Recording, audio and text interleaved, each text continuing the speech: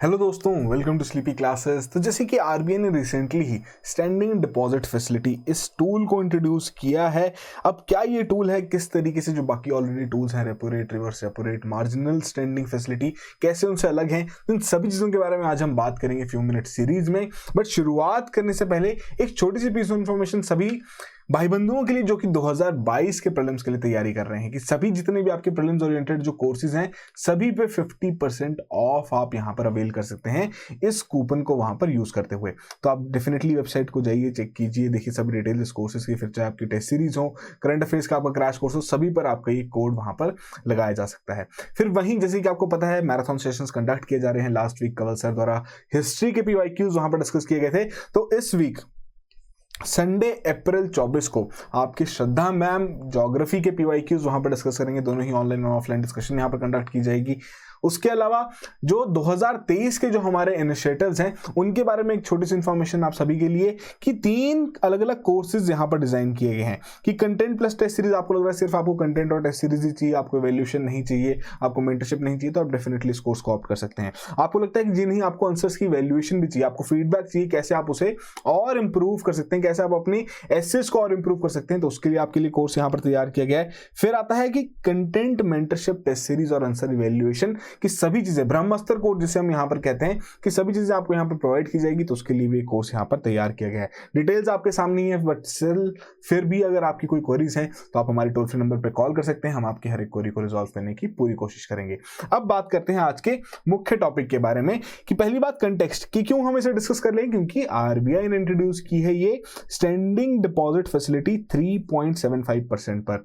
अब एक्सपर्ट्स क्या कह रहे हैं इस फैसिलिटी को यहां पर देखते हुए, कि आरबीआई के टूल को यहां पर देखते हुए, कि जो उनके की रेट्स हैं, रेपो रेट हो गया, रिवर्स रेपो रेट हो गया, कि इसमें उन्होंने कोई चेंजेस नहीं लाए, बट स्टिल हम यहां पर जो इंटरेस्ट रेट्स हैं उनमें यहां पर रेज दे सकते हैं। कैसे हम देखेंगे, अभी इसे समझेंगे।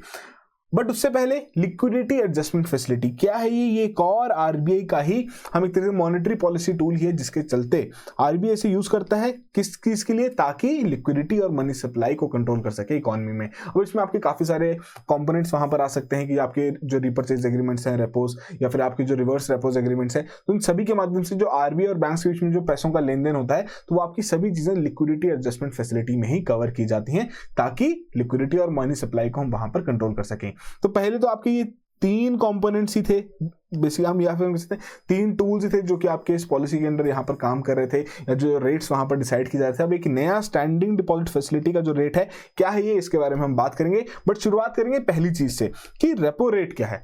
तो बेसिकली जो आरबीआई है, जो आपका सेंट्रल बैंक है, अब वो बैंक्स को भी यहां पर लोन्स प्रोवाइड करता है। अब वो लोन्स किस बेसिस पे प्रोवाइड करता है, क्या इंटरेस्ट रेट वहां पर चार्ज किया जाता है, तो उसे हम रेपो रेट कहते हैं।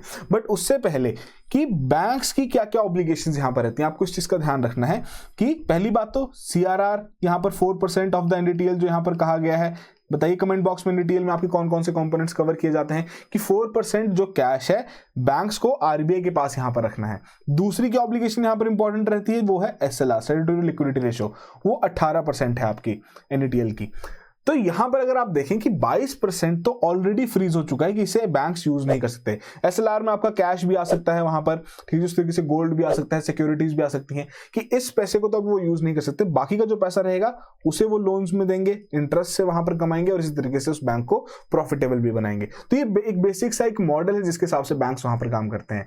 बट अब जब लोन्स वहां पर दिए जाते हैं, तो बहुत सारे लोन ऐसे भी रहते हैं जो कि एनपीएज में वहां पर कन्वर्ट हो जाते हैं, कि जो हिसाब किताब उन्होंने लगाया होता है, जो कैलकुलेशन वहां पर लगाई होती है कि इस तरीके से पैसा वापस आता रहेगा, हम अपनी बुक्स को भी मेंटेन करके रखेंगे, आरबीआई की जो ऑब्लिगेशंस उन्हें भी मेंटेन करके रखेंगे। तो वो जब ऐसे एनपीएस अराइज होते हैं, जब वो मेंटेनेंस नहीं हो पाती, तब आपके इस तरीके से आरबीआई यहां पर हेल्प करता है लोन देके रेपो रेट के हिसाब से, जो कि करंटली अभी आपका 4% यहां पर चल रहा है।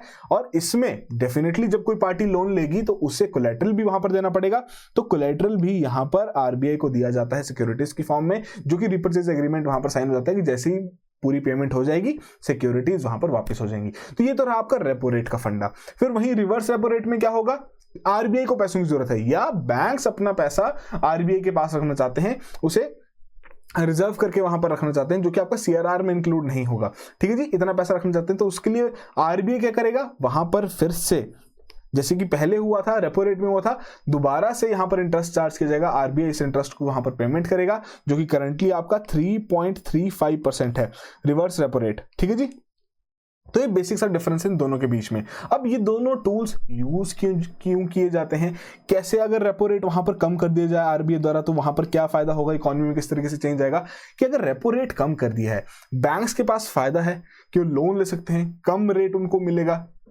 जब वो इस तरीके से लोन लेंगे, उनके पास पैसा आएगा, तो फर्दर वो इन लोन्स में वो पैसा डिवाइड करेंगे ताकि उनकी इन्वेस्टमेंट्स वहां पर बढ़ सकें, इस तरीके के लोन्स वहां पर बढ़ सकें, ताकि ज्यादा उस तरीके के रिटर्न्स वहां पर वो जनरेट कर सकें। और वो जो पैसा आगे दिया जाएगा वो डेफिनेटली आपकी इकोनॉमी में भी सर्कुलेट करेगा, जिसकी वजह से डिमांड बढ़ेगी, डेफिनेटली आपकी इकोनॉमी भी वहां पर रिवाइव होगी। तो सेम चीज हमने देखी थी आपके पेंडेमिक के समय के दौरान कि उस तरीके से आपका पैसा ऐसे इन्फ्यूज किया जा रहा था। बट अब बहुत सारा पैसा वहां पर आ चुका है, सरप्लस लिक्विडिटी वहां पर आ चुकी है, बैंक्स उसे, जो आपका आरबीआई है, अब उसे वो वापस भी लेना चाहता है। ठीक है जी, तो इसलिए आपकी दो टूल जो है यहां पर इनका यूज किया था, इनसे घटाकर बढ़ाकर आपकी इकोनॉमी में चेंजेस लाए जाते हैं।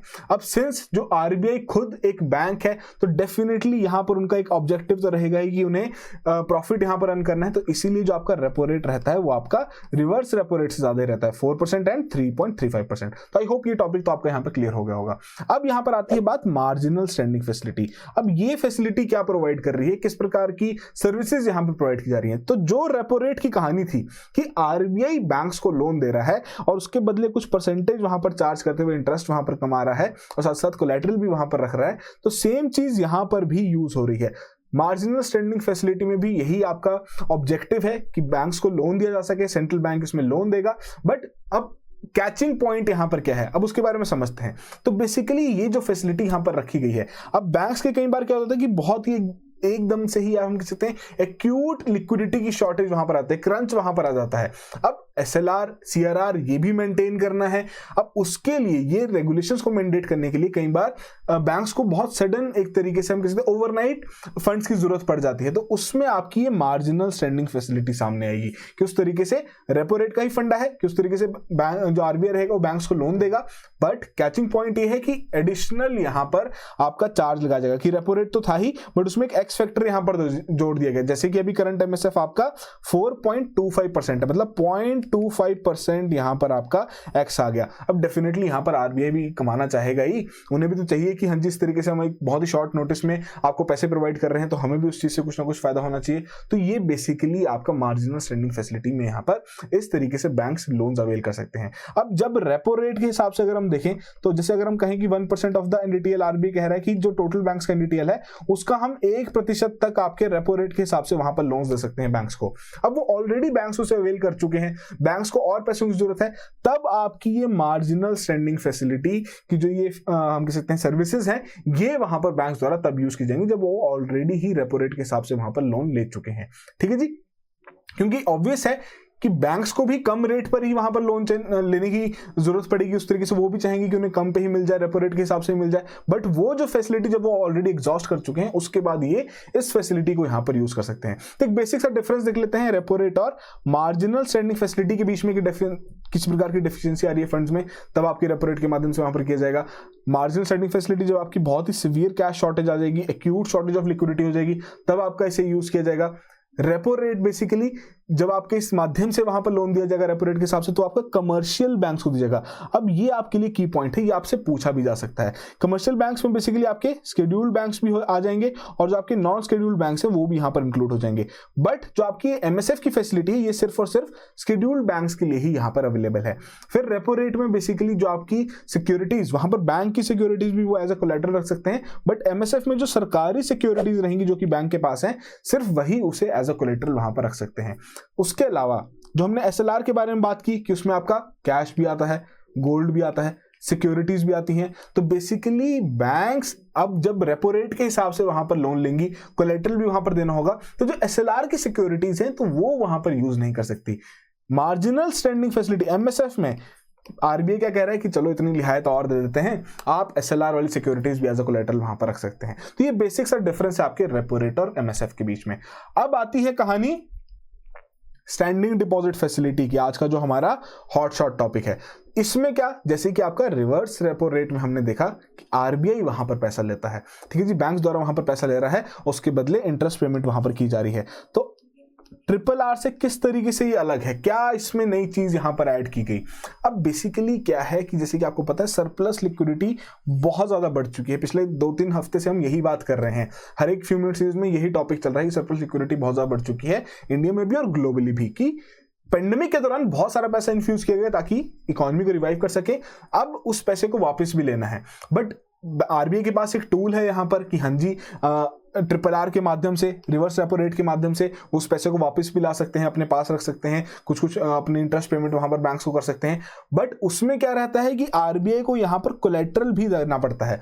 बट स्टैंडिंग डिपॉजिट फैसिलिटी में क्या कहा कि हम ये कोलेटरल नहीं देंगे, उसके बदले क्या करेंगे, जो आपका रिवर्स रेपो रेट है इसको यहां पर कुछ एक्स फैक्टर इसमें ऐड करते हुए हम ये एसडीएफ यहां पर जारी कर रहे हैं, इसके माध्यम से आप अपना पैसा हमारे पास रखें और एडिशनल इंटरेस्ट यहां पर कमाएं। तो ये बेसिक सा एक टूल यहां पर रखा गया है जिसके चलते जो एक्सेस लिक्विडिटी है उसे यहां पर अब्सॉर्ब करने के लिए आरबीआई ये एफर्ट यहां पर रख रहा है। ठीक है जी, तो बेसिकली यहां पर 3.75% जो कि ऑलरेडी हम कह सकते हैं कि 3.35% जो वहां पर हमने देखा रिवर्स रेपो रेट में, तो उससे 40 बेसिस पॉइंट यहां पर आपका एडिशनल ये चार्ज बेसिकली लगाया जा रहा है, आपका एसडीएफ यहां पर रखा गया है। दोनों ही पार्टीज के लिए विन विन सिचुएशन है कि डेफिनेटली सेंट्रल बैंक को भी अच्छा एक रियायत मिल गई, कोलेटरल हमें यहां पर नहीं रखना पड़ेगा, सिक्योरिटीज इस तरीके से यहां पर नहीं देनी पड़ेगी। बैंक्स के लिए भी यहां पर एक विन विन सिचुएशन किस तरीके से कि जब ऑलरेडी उन्हें 3.35 के हिसाब से वहां पर जो इंटरेस्ट वो वहां पर जो गेन कर सकते थे उससे ज्यादा वो यहां पर गेन कर रहे हैं, 3.75% के हिसाब से यहां पर गेन कर रहे हैं। ठीक है जी, तो दोनों ही पार्टीज के लिए विन विन सिचुएशन है। अब उसके अलावा ये आइडिया शुरुआत कहां से हुई, तो 2014 में आपकी जो monetary policy committee Urjit Patel द्वारा जो वहां पर लीड की गई थी, जो कि उस दौरान डिप्टी गवर्नर भी थे, उनके द्वारा ये आइडिया वहां पर रखा गया था कि बेसिकली एसडीएफ एक आपका एक नॉन कोलेटरलाइज्ड कंकरेंट ऑफरिंग यहां पर रहेगी, ताकि जो डिमोनेटाइजेशन के दौरान जो ये एक बहुत सारा पैसा बैंक के पास आ गया था वो आरबीआई को देना चाहते थे, बट आरबीआई के पास उस तरीके की कोलेटरल रखने के लिए सिक्योरिटीज नहीं थी, तो वहां से ये आइडिया आपका इजाज हुआ, जो कि फाइनेंस बिल जो आपका 2018 का था फाइनेंस बिल, उसमें भी इसे यहां पर आरबीआई एक्ट को अमेंड करते हुए वहां पर उसे ऐड किया गया था। ठीक है जी, तो ये तो रहा आपकी बैकग्राउंड इंफॉर्मेशन। अब कुछ ना की पॉइंट्स देख लेते हैं, जो हम कहते हैं फीचर्स क्या रहेंगे इस फैसिलिटी के, उसके बारे में बात कर लेते हैं। जो आपका लिक्विडिटी एडजस्टमेंट फैसिलिटी जो कॉरिडोर है, अब वहां पर अगर आप समझें कि जो आपका ट्रिपल आर है, जो आपका रिवर्स रेपो रेट है, उसे हम फ्लोर मानते हैं। ठीक है जी, कि आपका एक तरीके से जो ये पूरी एक विंडो जो यहां पर तैयार की गई है, लिक्विडिटी की विंडो जो तैयार की गई है, रेपो रेट सबसे ज्यादा वहां पर रहेगा कि हाँ जिस हिसाब से बैंक्स को लोन दिया जा रहा है, और रिवर्स रेपो रेट वहां पर आपका उस तरीके से बैंक से वहां पर आरबीआई द्वारा लोन लिया जा रहा है।